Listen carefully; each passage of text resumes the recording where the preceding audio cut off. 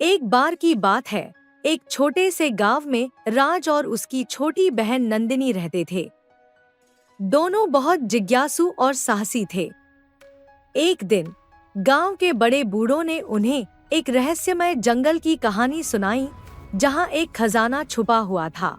राज और नंदिनी ने तय किया कि वे उस खजाने की खोज करेंगे। पहला दिन था। सूरज की पहली किरण के साथ दोनों भाई बहन जंगल की ओर रवाना हुए। जंगल घना और डरावना था, लेकिन उनके मन में उत्सुकता और साहस था। चलते चलते अचानक एक गहरी खाई सामने आ गई। उन्होंने सोचा, अब क्या करें? राज ने चारों ओर देखा और एक मजबूत बेल पाई। उन्होंने उस बेल का सहारा लेकर खाई पार की। दूसरे दिन वे और आगे बढ़े। जंगल में घुसते ही एक विशाल नदी सामने थी। वहां कोई पुल नहीं था।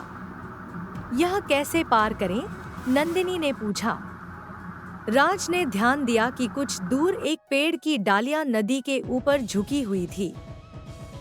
दोनों ने उन डालियों का सहारा लिया और नदी पार कर ली। तीसरे दिन वे एक पुरानी टूटी फूटी मंदिर के पास पहुंचे। मंदिर के भीतर एक अंधेरा कक्ष था। क्या खजाना यहाँ हो सकता है? राज ने सोचा। दोनों ने हिम्मत जुटाई और भीतर गए। अचानक एक रहस्यमयी आवाज गूंजी, जो इस खजाने की खोज करेगा उसे बुद्धिमानी और साहस का प्रमाण देना होगा। आवाज के साथ एक दीवार पर 3 पहेलियां उभरी। पहली पहेली थी, वह क्या है जो बिना हड्डियों के खड़ा रहता है?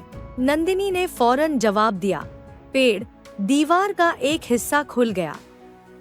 दूसरी पहेली थी, वह क्या है जो हमेशा आगे बढ़ता है, कभी रुकता नहीं? राज ने सोचा और जवाब दिया, समय। दीवार का दूसरा हिस्सा खुल गया।